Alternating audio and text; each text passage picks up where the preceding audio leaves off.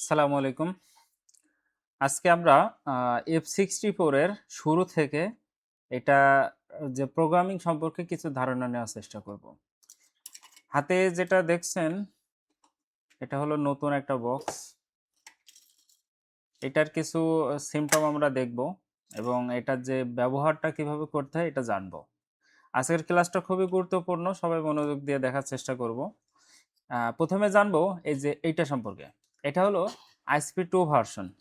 ISP2 version বলতে এটা eMMC এবং ইউএফএস এর আইএসপি মাধ্যমে যে কানেকশনগুলো হয় বা কানেকশন করা হয় আইএসপির মাধ্যমে, ধরেন আইসি না তুলে, আইসি উঠাবো না, আইসি উঠানো বাদে আইএসপি পিন আউটের মাধ্যমে বক্সের সাথে ডিভাইসের সাথে ফোন কানেক্ট করব, সেটার মাধ্যমকে কি বলে? আইএসপি বলা হয়। আপনারা সাথে সাথে বলবেন, হ্যাঁ। এখন কোম্পানি এই বক্সটার বিশেষ করে আইএসপি কানেকশনের জন্য এখানে দুইটা কেবল দিয়েছে, সেম দুইটা কেবল অতিরিক্ত, হ্যাঁ, একটা অতিরিক্ত দেওয়া আছে, যদি একটা নষ্ট হয় তাহলে আরেকটা ব্যবহার হবে। এটা হলো যে ইএমএমসি প্লাস ইউএফএস আইএসপি কেবল, ঠিক আছে। এইটার যে পিন আউট সিস্টেমটা আছে এখানে হচ্ছে যে আপনার ডাটা সিএলকে এবং সিএমডি প্রথম লাইনে আছে, তারপরে আছে যে আরএক্স ওপি, আরএক্সএন, টিএক্সওপি, টিএক্সএন, তারপর ভিসিসি আর ভিসিসি কিউ, আর দুই সাইডে যে কর্নারে যে লাইনটা আছে এটা হচ্ছে জিএনডি। এই হচ্ছে কেবলের ফিচার। এইটা হচ্ছে যে সিএমডি সিএলকে ডাটা, অথবা ইউএফএস এর যদি বলি আরএক্স1, আরএক্সওপি, টিএক্স1, টিএক্সওপি, এইটা সংযোগ দিয়ে এই জায়গায় যদি আমরা আইএসপি কানেকশন দেই তাহলে আমরা কানেকশন দেবো কোথায়? ইএমএমসি তে। আর যদি ইউএফএস হয় তাহলে কানেকশন দেব ইউএফএস সেকশনে। এবার কেবলটা কানেকশনের সিস্টেমটা কেমন? কেবলটা কিন্তু সোজা কানেকশন দিতে হবে এইভাবে, ঠিক আছে। এই যে লেখার সাইডটা আছে না, এইটা উপরে রাখবো, এটা আমরা কিন্তু উল্টাবো না, মনে থাকবে, সোজা রাখবো। তাহলে এটা আইএসপি যেহেতু আমরা এখন কাজ করব না, আমরা একটা ডাইরেক্ট আইসি কানেক্ট করব, যার জন্য এই অংশটা আপাতত আমাদের অফ থাকছে, রাখলাম। এবার আসেন যে সকেট সম্পর্কে। এই সকেট সম্পর্কে অনেকের ধারণা থাকে, অনেকের নাই। এই সকেটটা হলো যে সরাসরি আইসি ওঠানোর পর কানেকশন দিতে হয়। এখন এখানে আমাদের সকেট আছে মোট 4টা সকেট আছে। কোনটা কোন সকেটে ব্যবহার করব, কোনটা কোন কাজে ব্যবহার করব, এইটা আমাদেরকে আগে নির্ণয় করতে হবে। এর জন্য এখানে দেখুন যে যখন আপনি কাজ শুরু করবেন, আইসিটা কোন ক্যাটাগরির, ইউএফএস না ইএমএমসি, এইটা আগে নির্ধারণ করতে হবে। এখানে দেখুন যে ইএমএমসি বিজিএ 254। 254 মানে কি বোঝেন? 254টা বল। যে আইসিতে 254টা বল থাকবে, অর্থাৎ এই যে যে ইন্টারফেস আছে না, এখানে 254টা আছে, আপনারা গুণে দেখেন, দেখলে বুঝতে পারবেন। এটা কানেকশন দেওয়ার নিয়ম কি? এখানে যে নোজ পয়েন্ট আছে, এই যে কর্নার, আইসি কর্নারে কিন্তু একটা নোজ পয়েন্ট আছে ছোট্ট করে। এই নোজ পয়েন্ট ডিভাইসের সরি কার হচ্ছে এই সকেটের যে নোজ পয়েন্ট আছে সেই অনুযায়ী নোজ পয়েন্টে মিলিয়ে সকেটটা লাগাতে হবে, ব্যাস এইটুকুনই কাজ সকেটে। এই সকেটের সাথে সাপোর্ট আছে কি কি? বিজিএ 153 আইসি, মানে আমরা যে সবাই জানি যেটা হচ্ছে যে 4 কোণ আইসি বলা হয়, এই আইসিটার কথা বলছি, ঠিক আছে। এবার বিজিএ এটা হলো 221 এর বলটা কেমন দেখতে? এই যে মাদারবোর্ডে যেটা দেখা যাচ্ছে, দেখা যায় যে সেম, দাঁড়ান একটু উপরে তুলে নিই। এই যে র্যাম যেটা দেখা যাচ্ছে এটা হলো বিজিএ 221 বলা হয়। 221 বলের আইসি, এমএমসি আইসি হয়, এগুলো ইউএফএস হয় না। তাই এইটা মূলত এমএমসির ক্ষেত্রে ব্যবহার হয়, পাশাপাশি আরও আছে। যেহেতু এটা F64 এর ফুল সেটআপের সাথে A to Z সবই থাকে, সেই হিসাব করে এখানে ইউএফএস এর জন্য কোনো সকেট মিস যাবে না। যেটা হলো যে এটা হলো দেখুন বিজিএ 297, এটা হচ্ছে যে ইউএফএস এর যে লেটেস্ট চিপস আছে সেই লেটেস্ট চিপস এখানে কাজ করবে। ওকে, এরপর আসি, এটা হলো বিজি 153। যে 153 আপনাদেরকে কেবলই দেখালাম, এই যে এইটা এই বক্সের জন্য, এই মানে এই সকেটের জন্য একবারে একটা সকেটের জন্য একটা আইসির জন্য একটা সকেট। আর এটা হলো 254। তাহলে মোটামুটি হচ্ছে সকেটে যে বিষয়গুলো বুঝলাম যে এটা হচ্ছে ইউএফএস লেখা আছে, বিধায় আমরা ইউএফএস আইসি গুলোই ট্রাই করব। এটা কিন্তু এমএমসি ট্রাই করব না। এমএমসি যেটা সেটা এমএমসির যে সকেট আছে এই সকেটটাই ব্যবহার করব। গেল, চালিয়ে রাখেন। এবার এটা সিস্টেম কি, যে আপনি যখন 254 লাগাবেন তাহলে 254 সকেট অনুযায়ী কিন্তু এই সকেটে মাদারবোর্ডের মানে বক্সের এই কানেক্টরে কিন্তু কানেকশন দিতে হবে। এখন এই অনুযায়ী কিন্তু এই পাশে দেখলেও বোঝা যাবে, এই পাশে অনেক সময় লেখা থাকে যেটা এই বক্সে নাই। তা যাই হোক, আমরা ধারণার উপরে কাজ করব। ধারণা বলতে কি, ফ্রন্ট সাইড আমরা দেখে নেব, এটা কি বিজিএ 254 এই অনুযায়ী কিন্তু এই দাঁতটা আছে, তাহলে এর কানেকশন এখানে পাবে। যদি আমরা 153 ব্যবহার করতাম, ধরেন 153 তাহলে কি হতো, এই দাঁতটা এখানে লাগাতে হবে। তাহলে এখন হচ্ছে বিজে 254, তার 1454 বসালাম। ওকে, বক্স কিন্তু কানেকশন পেয়ে গেছে, সাথে সাথে ইউএসবি যে কানেকশন আছে এটা দিতে হবে। এবার আসেন আমরা ডিভাইসে যাই, ডিভাইস অন করব। এটার জন্য প্রোগ্রামিং যে সফটওয়্যারটা আছে এটা আমরা অলরেডি ইনস্টল করে রেখেছি, আমাদের যেহেতু কাজের ক্ষেত্রে ব্যবহার হয় সেই হিসাব করে এটা এখানে কম্পিউটারে অলওয়েজ থাকে ইনস্টল করা। এটা নতুন বক্স, এটা তো আমরা অ্যাক্টিভেশন করে নিলাম। এখন এটার ফিচারটা কি, আমরা কিভাবে কোন পদ্ধতিতে ব্যবহার করব সেটা জানবো। এখানে পেনটা না হলে হবে না, আসেন। এখানে হচ্ছে যে প্রথমত বক্সটা ওপেন করার পর এখানে যে তীর চিহ্ন আকারে যে এটা দেখা যাচ্ছে, এই যে এটা হলো এই বক্সটা কম্পিউটারে কানেকশন দেওয়ার মাধ্যম। তাহলে আমরা কি করব, সর্বপ্রথম এখানে ক্লিক করব। এটা যখন কানেক্ট হয়ে যাবে তখন কি লেখা দেখাবে, এখানে বলছে ব্লুটুথ রেডিও ইজ অফ, অর্থাৎ এটা কানেকশন পেয়ে গেছে কম্পিউটারের সাথে। এবং এখানে তীর চিহ্ন আকারে এদের যে কানেকশনের যে অপশনটা আছে, আমরা যতগুলো কাজই করব আমরা এখান থেকে মূলত কম্পিউটারের মাধ্যমে হচ্ছে যে বক্সের যে আইসি আছে কানেকশন নিব। সেটার জন্য এখানে বলছে যে এস্টাবলিশ কানেকশন, এখানে ক্লিক করতে হবে। এখন এটি ক্লিক করার আগে আগে খেয়াল করতে হবে এটা কি চিপসেট। যদি ইউএফএস হয় তাহলে এখানে আসবো আমরা কোনটায়, যে ইউএফএস ফোল্ডারে। আর যদি ইএমএমসি হয় তাহলে ইএমএমসি ফোল্ডারে আসবো। ক্লিয়ার? তাহলে এখন হলো যে এই যে আইসিটা আমরা এখানে লাগিয়েছি এটা কিন্তু আমাদের ইএমএমসি ছিল। ইএমএমসি থাকার কারণে আমরা কিন্তু ইউএফএস এ যাব না, আমরা ইএমএমসি ফোল্ডারে যাব। ফোল্ডারে আসলাম, আসার পরে যদি আমরা এটা সকেটের মাধ্যমে কানেকশন করি তাহলে আমরা এখানে যে আইএসপি মোডের যে কানেকশন আছে এখানে কানেকশন দিব না। যদি আমরা কম্পিউটারে যদি আমরা সকেট বাদে ডাইরেক্ট হচ্ছে যে আইএসপির মাধ্যমে কানেকশন করি তাহলে এখানে আমরা আইএসপি কানেকশন দিয়ে নেব। সেক্ষেত্রে কি করতে হবে, এখানে আমাদের এই যে ভোল্টেজের যে বিষয়গুলো আছে এই বিষয়গুলো মেজারমেন্ট করতে হবে।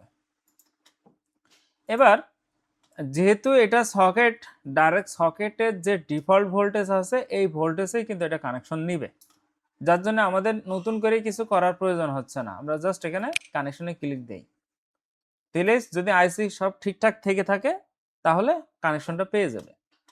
এবার দেখেন কানেকশন কিন্তু এখানে দেখা যাচ্ছে। হ্যাঁ, এবার আসেন যে তথ্যগুলো আস্তে আস্তে এবার জানবো স্পেসিফিক আকারে।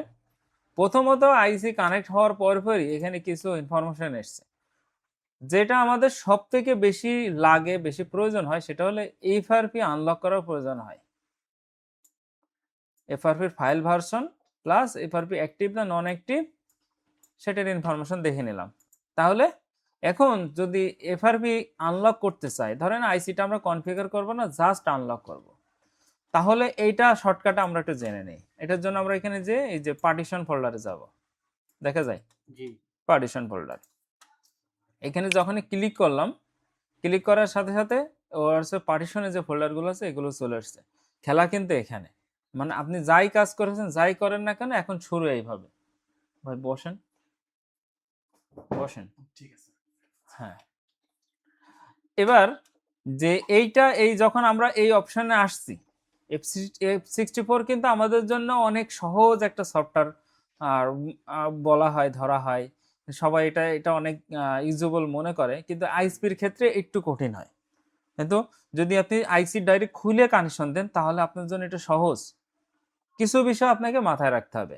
আমরা যেহেতু এটা হচ্ছে যে কানেকশন দিয়েছি কি ইএমএমসি, এই জন্য আমরা ইএমএমসি নিয়ে কাজ করব। ইউএফএস এর অপশনটা আমরা পরের সাবজেক্টে জানবো।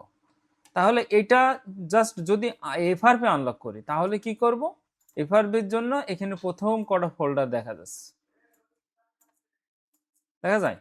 তাহলে এইটার জন্য এখানে দেখেন এফআরপি বলে আলাদা লক অপশন দিয়েই দিয়েছে, তালা মতন আকারে আছে। আর এটা হলো ইউজার, ইউজার লিখছে কি একটা ইরেজার চিহ্ন আছে, যেটা হলো মুছে ফেলবে।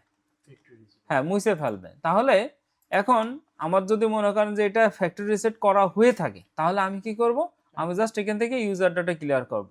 তাহলে ইউজার ডাটা দিয়ে শুরু করি। ইউজার যদি মনে করেন যে আপনি আইসিটা কানেক্ট করে আনলক করবেন, সেক্ষেত্রে প্রসেসটা কি আমরা প্রোগ্রামিংটা পরের অপশনে জানি। এখন ইউজারে ক্লিক করলাম, করার পর এখান থেকে ইউএসএ ক্লিক করব, তারপর আবার বলছে user data will be lost forever, are you sure you want to continue? হ্যাঁ, আমি অবশ্যই শিওর, আমি মুছে ফেলবো। তাহলে ইয়েসে ক্লিক করলাম। 100% শিওর? অবশ্যই। মানে বিষয় হচ্ছে যে একটা ইউজার ডাটা একটা ফোনের যদি বলি প্রাণ বলা হয়ে থাকে, কারোর ডকুমেন্ট থাকতে পারে, কারোর অ্যাকাউন্ট থাকতে পারে, কারোর কোনো ছবি থাকতে পারে, কারোর কোনো নাম্বার থাকতে পারে, এটা মুছে যাবে, এটা হচ্ছে বিষয়।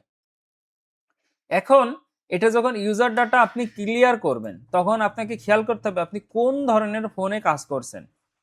দেখেন এখানে হচ্ছে যে অপো আছে, উইপ ডাটাও করতে পারবেন, রিয়েলমির অপশন আছে, ভিভো আছে, স্যামসাং আছে, হাওয়াই আছে, আইকিউ আছে। তাহলে আর কি লাগে? আর কিছু বাদ আছে? বাদ আছে কিছু চাইনিজ ফোন, যারা আইটেল, টেকনো, ইনফিনিক্স, এগুলো বাদ আছে, যেগুলো আপনি ইউনিভার্সাল উইপ ডাটা দিলেই ক্লিয়ার। ইউনিভার্সাল মানে কি যে কোনো ধরনের ফোন আপনি এই ফোল্ডারে এই ইউনিভার্সাল উইপ থেকে কাজ করতে পারবেন। আর হচ্ছে এমটিকে যদি বলে, এমটিকে উইপ ডাটা, এমটিকে বলতে আপনি চিপসেট অনুযায়ী কাজ করছেন, যখন আপনি কোনো ব্র্যান্ড নেই, ডাইরেক্ট ওই ফোনটার কোনো সাপোর্ট নেই, কিছু নেই, বা ওর নামও নেই ঠিক মতো, যেরকম যে ভিগো মোবাইল দেখেছেন কখনো?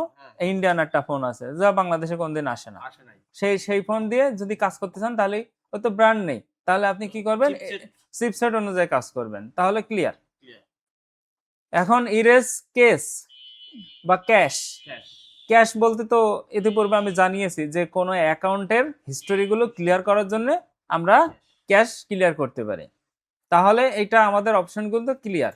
এখন আমরা এখানে কি করতে পারি, আমরা হচ্ছে যে ফোনটা খুলেছি এটা হলো অপো A16 মডেলের ফোন, তাহলে এইটার আমরা উইপ ডাটা করব। তাহলে অপো উইপ ডাটা এনে ক্লিক করলাম। আপনি জানবেন কি যে উইপ ডাটার প্রসেসটা জানলেন, কানেকশন এবার এই ধরেন বুট মেসেজ রাইটিং সাকসেসফুল, এখানে বলছে এই যে উইপিং ডাটা ভায়া MISC বুট মেসেজ, এখানে বলছে উইপটা হয়ে গেছে, কিভাবে হয়েছে সেই তথ্যটা জানালে। তাহলে এবার আপনার কি করতে হবে, এবার করতে হবে কি এফআরপি। হ্যাঁ, তাহলে এটাও কিন্তু FRP partition backup, partition format successfully, তাই না? এই যে বুট মেসেজ রাইটেন সাকসেসফুলি, এখানে যাই হবে যদি সাকসেসফুলি না দেখায় তাহলে সেই তথ্যটা হয়নি। তাহলে কি হলো যে আপনি উইপ শিখলেন প্লাস এফআরপি ক্লিয়ার শিখলেন। ক্লিয়ার? এবার এই আইসিটা নতুন করে আবার কানেক্ট করছি। ধরেন আমরা একটা আইসি ইএমএমসি একটা আইসি লাগিয়েছি, এই আইসিটাকে আমরা কানেকশন করব। তাহলে এটার জন্য আবারও কিন্তু এখানে কানেক্ট দিলাম, বক্সে লাগালাম, বক্সে লাগানোর পরে নতুন করে রিকানেক্ট করলাম। এবার রিকানেক্ট করার পরে আগে এই যে বামে যে ইনফরমেশনগুলো আছে এই ইনফরমেশনগুলো আমরা পড়া শিখবো। ওকে, আমাদের প্রোগ্রামিং এর জন্য বা আইসি কানেকশনের জন্য এই ইনফরমেশনটা আমাদের জানা প্রয়োজন। এটা না জানলে আমরা প্রোগ্রামিং জানবো না, বা এটা আমাদের জন্য পরবর্তীতে হ্যাসেল হতে পারে। এখন এখানে প্রোগ্রামিংটা জানার জন্য আপনাকে যেতে হবে একদম শুরু থেকে। শুরুটা কোথায়? প্রথমে আসেন, এই যে মূলত এই জায়গা থেকে শুরু, F64 সকেট ডিটেক্টেড, ডটেড এই সকেট ডিটেক্টেড হলো এমএমসি কানেক্ট সাকসেসফুলি এরপরে হাবিয়ে যাবে হ্যান ত্যান যে ইনফরমেশনগুলো এসছে। এইখান থেকে আপনার ইম্পর্টেন্ট শুরু যে ইএমএমসি আইডেন্টিফিকেশন, এই জায়গা থেকে শুরু আমাদের বোঝা প্লাস এখান থেকে কাজ। আচ্ছা, এখান থেকে কি কি কাজ বুঝবেন? যে প্রথম যে বিষয়টা এটা হলো আইসির নাম্বার। আইসি যে পাত নাম্বার থাকে, আইসি কি, হ্যাঁ, যে আমি সুমন, আমার বাড়ি কনে, আমার বংশ পরিচয় কি, আসলে আমি কি করি, এইটা যেটা নাম থাকে না, এই তথ্যটা এখানে আছে। মানে আমার এই নামটা যদি জানতে পারে, এই আইডি কার্ডের নামটা, তাহলে আমার সমস্ত কিছু বের করতে পারবে।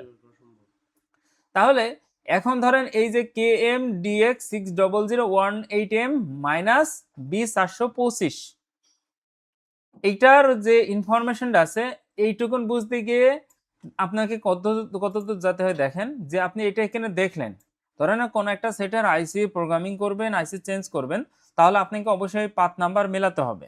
এখন এই পাথ নাম্বারটা স্পেসিফিক আকারে কোনে আছে দেখেন, এই যে এই পাশে আসেন, এই যে শর্টে আছে DX68MB, ঠিক আছে, DX68MB। DX বলতে নাম্বারটা কতটুকুন এসছে, এই যে এখান থেকে DX6,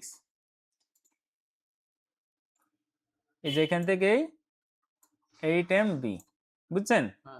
মানে প্রথম দুই সংখ্যা বাদ যাবে, তারপরে তিনটে, তারপরে দুটো বাদ দিয়ে তারপরে আবার চারটে, এই তারপরে তিনটে বাদ দিয়ে তারপর আবার তিনটা।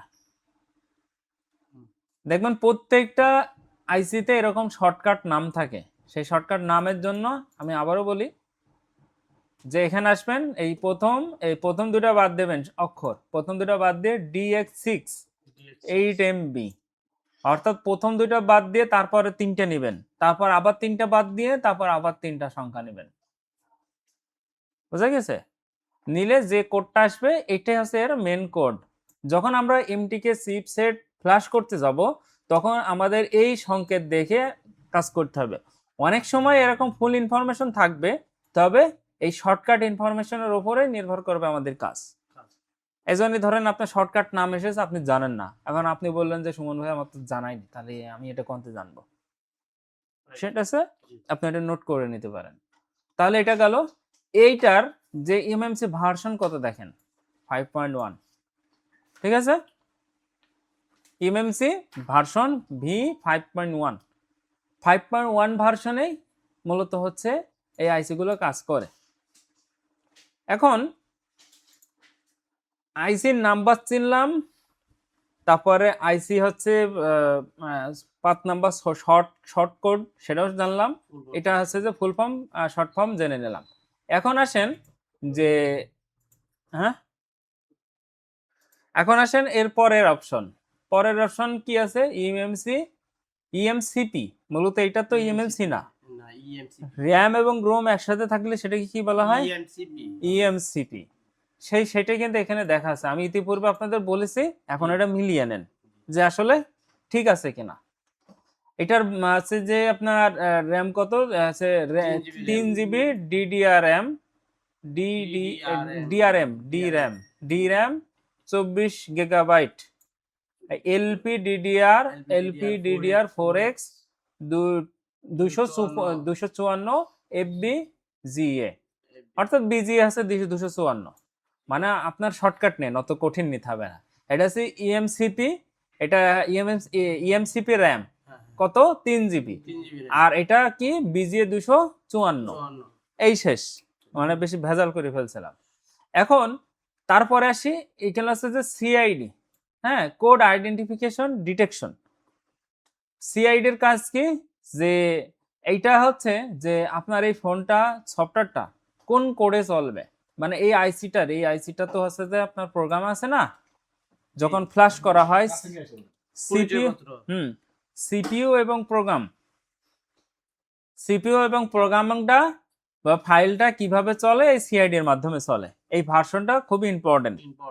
তাহলে আমরা সিআইডি সম্পর্কে কিছুটা জানলাম, এটা আমরা যখন কাজ করব তখন আরো ডিটেইলসে ক্লিয়ার হব। মানে আপনি জানেন যে একটা আইসিতে সিআইডি থাকে, সিআইডি না হলে কাজ করবে না, ঠিক আছে। এবার আসেন নিচে এসে দেখেন যে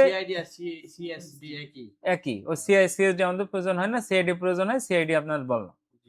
এখন আসেন ইএমএমসি পার্টিশন কনফিগারেশন, মানে মরে যাবেন তো এই জিনিসটা ভুলবেন না, আর যদি ভুলে যান তাহলে কাজ ছেড়ে দেন।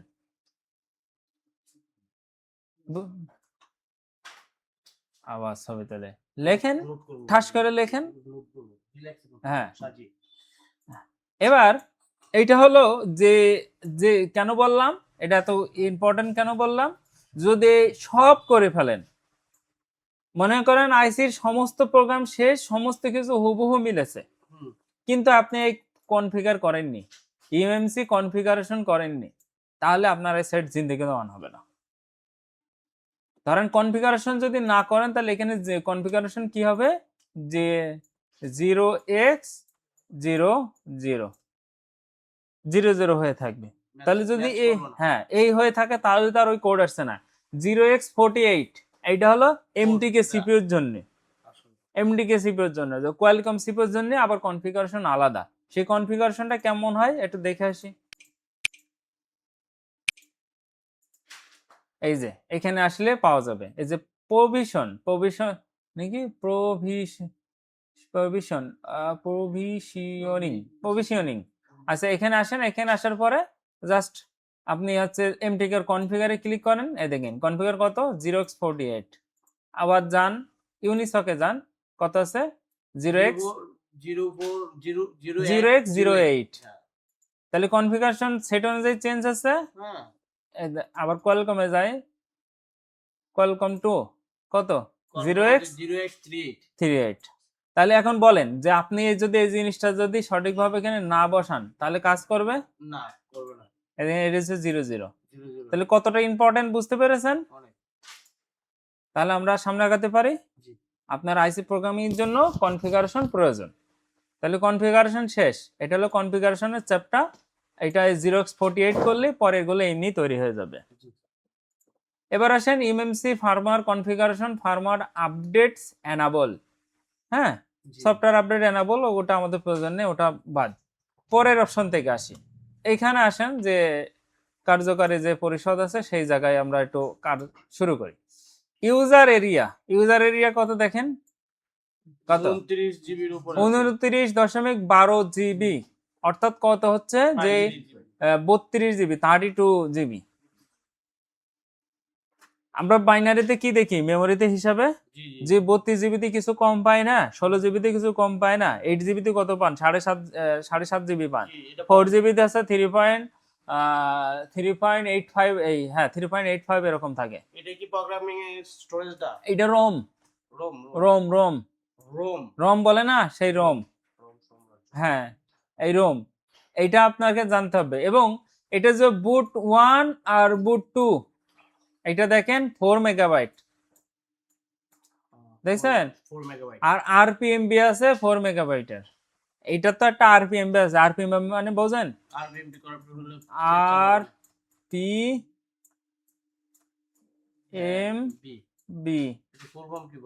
আরপিএমবি হচ্ছে ভুলে গেছি, আরপিএমবি র্যাপিড গুরুত্বপূর্ণ একটা জিনিস। হ্যাঁ আরপিএম বলে চিনি। তাহলে আরপিএমবি ফুল ফর্ম জানলেন, আরপিএমবি ফুল ফর্ম কি বলেন? Protected memory block, reply protected memory block. এটা ঠিক আছে, এটা আসলে আপনি জানলেন, কিন্তু এটা আপনাকে এইভাবে জানেন যে সিপিইউ এবং র্যামের যে কমিউনিকেশন প্রয়োজন হয় সেটা হলো আরপিএমবি দ্বারা হয়। ক্লিয়ার? এখন যদি আরপিএমবি কোনো কারণবশত যদি মুছে যায় তাহলে কিন্তু ফোন অন করা ডিফিকাল্ট হবে, তবে ফোন ভেদে। আমি কিন্তু বলিনি যে আরপিএমবি ছাড়া ফোন অন হবে না। যদি কিছু কিছু ফোনে আরপিএমবি ইরেজ করেন তাহলে সেই ফোনটা অন করতে ডিফিকাল্ট হয়ে যাবে। যেরকম ইউএফএস এর যে ফোনগুলো আরপিএমবি যদি ক্লিন করেন তাহলে আপনার র্যাম চেঞ্জ করা পসিবল হবে, এবং আরপিএমবি কি জেনারেট করতে হবে সেটা ইউএফএস এর ক্ষেত্রে আমি বলবো। ইএমএমসির ক্ষেত্রে যদি আপনার এমডিকে ফোন হয় আর F64 থাকে তাহলে আপনি আরপিএমবি কি রিড করে আবার রাইট করে দিতে পারবেন। রিড করে রাইট করবেন কেন? যে সিপিইউ এবং র্যামের ভিতরে যে বন্ধন আছে এই বন্ধনটা তৈরি করার জন্য এই কনফিগারেশনটা দরকার হয়। এই কনফিগারেশনটা কিরকম দেখতে, এই যে কাউন্টার 1585 নাম্বার, হ্যাঁ এই কাউন্টার নাম্বার কি 1585। তাহলে এই রকম একটা নাম্বার চলে আসবে যদি আপনার আরপিএমবি কি যদি অ্যাকুরেট থাকে। যদি সিপিইউ নিউ লাগান তাহলে আপনার আরপিএমবি কনফিগারেশন প্রয়োজন হয় না, কিন্তু ইএমএমসি যদি ওল্ড লাগান তবে আরপিএমবি কনফিগারেশনও প্রয়োজন হবে, রিড রাইট করতে হবে। কারণ সিপিইউ তো ইনটেক লাগিয়েছেন, ওতে তো আরপিএমবি নেই। যখন লাগাবেন তখন র্যামের ভিতরে যে আরপিএমবি আছে হ্যাঁ এইটাই সিপিইউর ভিতরে ঢুকে পড়বে, আরপিএমবি ঢুকে পড়ে এইটা হচ্ছে যে কনফিগার তৈরি হয়ে যাবে। ওকে, তাহলে সিপিইউ এবং র্যামের কনফিগারের জন্য আরপিএমবি প্রয়োজন আছে। তাহলে এটাকে যদি বাদ দেই তাহলে তো কাজ হইলো না। এবার আসেন ইএমএমসি হেলথ। আচ্ছা, আগেরটা বললাম ভুলে গেলে কাজ বাদ দিয়ে দেবেন, আর এটা যদি ভুলে যান তাহলে কনফিগারই বাদ দিয়ে দেবেন, মানে ওই ফোনে বাদ দিয়ে দেবেন, ঠিক আছে? কারণ কি যে হাসা হয়ে যাচ্ছে কিনা, এটা হচ্ছে যে লাইফ টাইম এস্টিমেশন আর এস্টিমেশন বি, এটা হচ্ছে এসএলসি আর এমএলসি। এই এসএলসি এমএলসি হচ্ছে যে যদি 80 থেকে 90% হয়ে যায় তখন কি বলবে, যে এখানেই বলবে যে ডিভাইস লাইফ টাইম ইউজ, এবং এটা রেড কালার হিসাবে দেখাচ্ছে। তাহলে এটাকে আমরা হচ্ছে যে স্বাভাবিক নিতে পারছি না, এটা F64 বলছে এখনো নরমাল, কিন্তু যদি ইজিজেটাকে দেন তাহলে বলবে এটা হচ্ছে যে ড্যামেজ বা ব্লক ইরোর এরকম কিছু একটা দেখা যাবে। তাহলে এখন এই ধরনের অবস্থা, এই ধরনের সিমটম আসলে এই আইসি দিয়ে কিন্তু কনফিগারেশন হবে না, বা এই আইসিটা যদি আপনি সেটিং ইনস্টল করেন তাহলে কিন্তু ফোন রান হবে না। তাহলে সেক্ষেত্রে আমাদের কি করণীয় হতে পারে, যে এই আইসিটাকে কনফিগার করে মানে এর হেলথ রিপেয়ার করতে হবে। এটা এক প্রকার যদি বলে এটার যে লাইফ আছে এইটার উপর নির্ভর করে, এবং এখানে সেই তথ্যটা দেখা যায়। মনে করেন যে আপনি এই লাইভটা এখান থেকে দেখতে পাচ্ছেন না, তাহলে এখান থেকে যে আপনি আলাদা করে দেখতে পারবেন।